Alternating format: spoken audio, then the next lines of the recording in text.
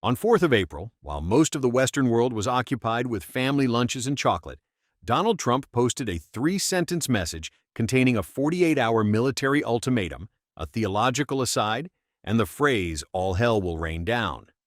One of those three elements seems slightly out of place. The question isn't whether Trump is angry. The question is whether what he's threatening can actually work, and what happens to everyone involved if it doesn't. For several weeks now, the United States has been conducting military operations against Iran. The stated objectives: force open the Strait of Hormuz, which Iran has been using as a pressure point, and degrade Iran's military capacity. Early in the campaign, the Ayatollah was killed. Much of Iran's surface navy was destroyed. Significant portions of its visible air defense network were struck. None of that produced what Trump wanted: Iranian capitulation. So on March 26th, he issued a 10-day ultimatum: make a deal or the energy infrastructure goes. April 6th was the deadline. With roughly 48 hours remaining, he reposted the threat. The same day, the U.S. suffered what appears to be its worst single-day aircraft loss of this conflict. An F-15 destroyed, an A-10 destroyed, multiple helicopters damaged, a KC-135 tanker hit, another MQ-9 drone gone. One F-15 pilot is still missing. Iran has reportedly put a bounty on him, and civilians are searching the countryside. That is the factual situation. Now let's look at what it means. There's a pattern in this conflict that deserves more attention than it's getting. On March 11th, well into the campaign, Trump stated publicly that Iran had, quote, "no Navy, no Air Force, no anti-air anything." His Secretary of Defense echoed the same message repeatedly: free reign over Iranian airspace, the skies are open, they're done. These weren't cautious assessments. They were declarations of total air dominance. Then, in a single day this week, an F-15 was shot down, a fourth-generation multi-role fighter, not a cheap drone. An A-10 was destroyed. A second A-10 was damaged. Two Black Hawk helicopters were hit and had to limp back. A KC-135 tanker, a large, strategically vital aircraft, was struck. An F-16 squawked an emergency signal, and another MQ-9 was lost.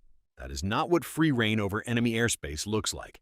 What appears to have happened is something military planners have understood for decades, but political leadership tends to ignore: the difference between destroying visible infrastructure and neutralizing capability.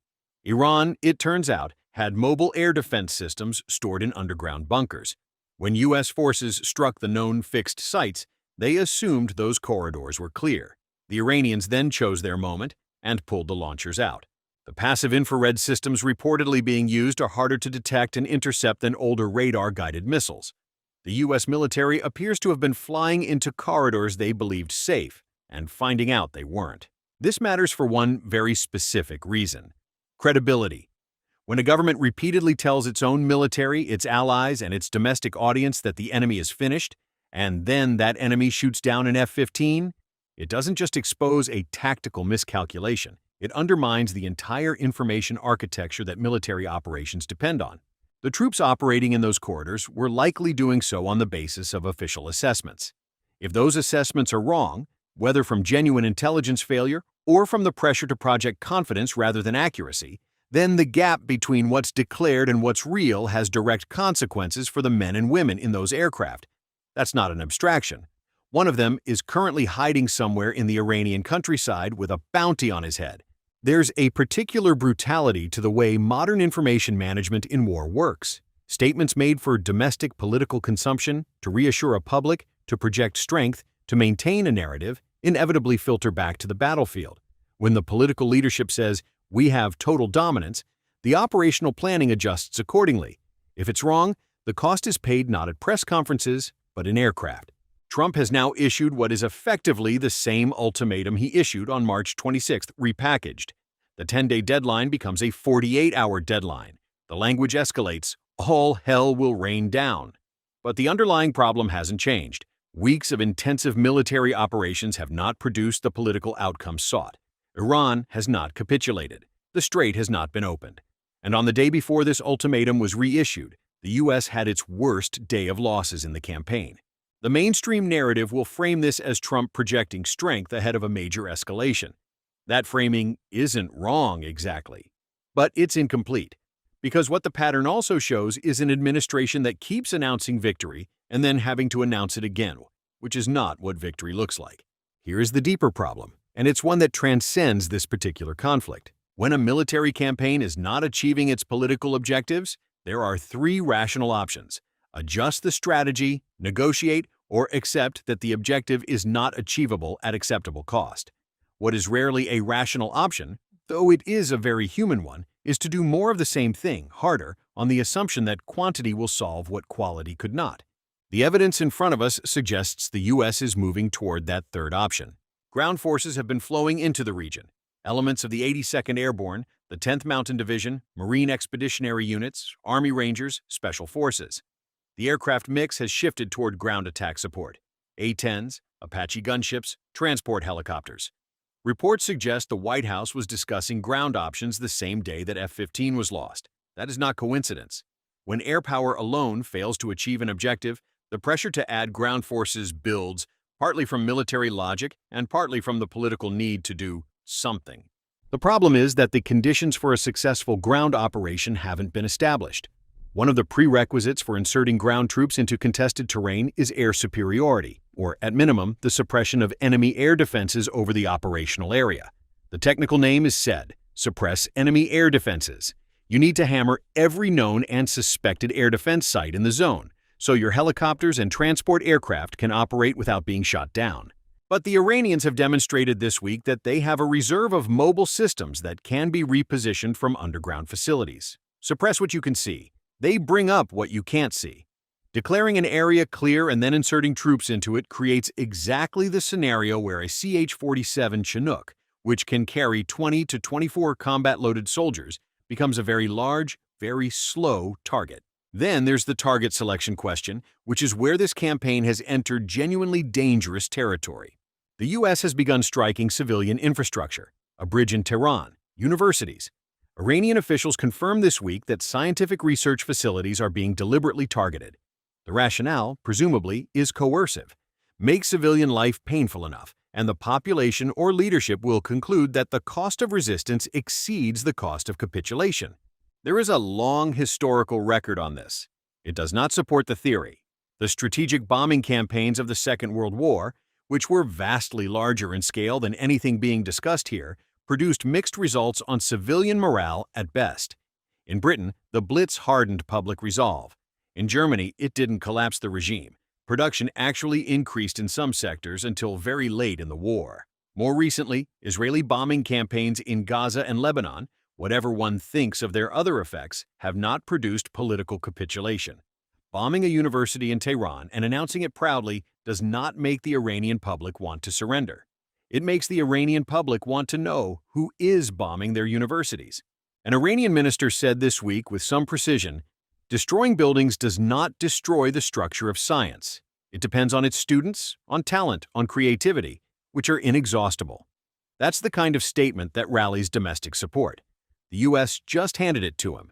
There is a real risk that the targeting calculus here is being driven by frustration rather than strategic logic, by the impulse to punish rather than the question of what punishment actually achieves. When you've been bombing for weeks and the enemy hasn't broken, the temptation is to bomb something that feels more significant. That temptation has a long history of making wars longer and more costly, not shorter. So where does this go from here? The 48-hour deadline ends on Monday. Trump has been explicit about April 6th. He's also made several previous deadlines: 48 hours, 5 days, 10 days, none of which produced the threatened consequence. That history is not irrelevant. But this time he's reviving a specific dated ultimatum rather than issuing a new one, which is a slightly different rhetorical move. Whether that distinction matters operationally is unclear. Three scenarios are worth considering. The most likely, historically speaking, is escalation without resolution. A large strike package, possibly including the MOB, the massive ordnance air blast bomb, which Trump has used before and which he may believe carries the kind of psychological shock that conventional strikes haven't, combined with an attempt at a ground operation targeting specific assets: an island in the Strait, an air defense hub, a symbolic infrastructure target. The problem with this scenario is that it assumes air superiority that hasn't been established, and that the MOAB requires a large, slow aircraft over a target that Russian and Chinese intelligence, both of whom are almost certainly feeding targeting data to Tehran, will see coming. The second scenario is a negotiated pause dressed up as a victory. Iran agrees to something, some partial gesture on the strait, some formula that Trump can present as a win, and both sides step back from the immediate precipice. This requires Iran to offer Trump something he can sell domestically, and it requires Trump to accept it. Neither is straightforward, but both parties have incentives to avoid the alternative. The third scenario, and the one that gets underweighted in most Western commentary, is strategic stalemate that slowly becomes a political problem at home. Wars that don't end quickly are difficult for democracies. Aircraft losses are not abstract numbers. Missing pilots have families. Cost is not only measured in hardware. If this conflict extends for months without a clear victory, the domestic political calculus for Trump, who promised efficiency and decisiveness, becomes uncomfortable. If Iran captures him and puts him on state television, it changes the political atmosphere dramatically. Watch whether the next 72 hours brings a pause in operations or a dramatic escalation. And watch whether any other regional actor, Saudi Arabia, Israel, Turkey, signals anything publicly. Silence from U.S. allies in the region is itself information. This is what strategic drift looks like from the outside. An operation that was expected to be fast and decisive has become slow and expensive. The gap between the official narrative, total dominance, they have nothing left, and the operational reality, aircraft being shot down on what should be cleared corridors, is not sustainable. At some point, that gap stops being manageable and starts being consequential. I don't think Trump wants a long war. I don't think he planned for one. But the logic of the situation is pulling in that direction regardless of what anyone wants. Iran has not broken. The strait is not open. And the response to failure so far has been to announce the next, bigger threshold, which also gets passed. And then a newer, bigger one is announced. There's a concept in strategic studies called the commitment trap. The more you've invested, the harder it becomes to accept that the strategy isn't working, because stopping means acknowledging the cost was paid for nothing. The Moab, if it comes, would be the most visible symptom of that trap, a spectacular gesture in lieu of a strategy. Spectacular gestures and strategies are not the same thing. History has many examples of that distinction being learned the hard way. We started with a 3-sentence Easter Sunday post containing a military ultimatum and a theological observation. Shortly, we'll have a clearer picture of whether this was genuine escalation or another deadline that quietly became a different deadline. Either way, the gap between declared victory and operational reality doesn't close because you post about it. If you found this useful, like and subscribe. There's more to come on this. Stay sharp.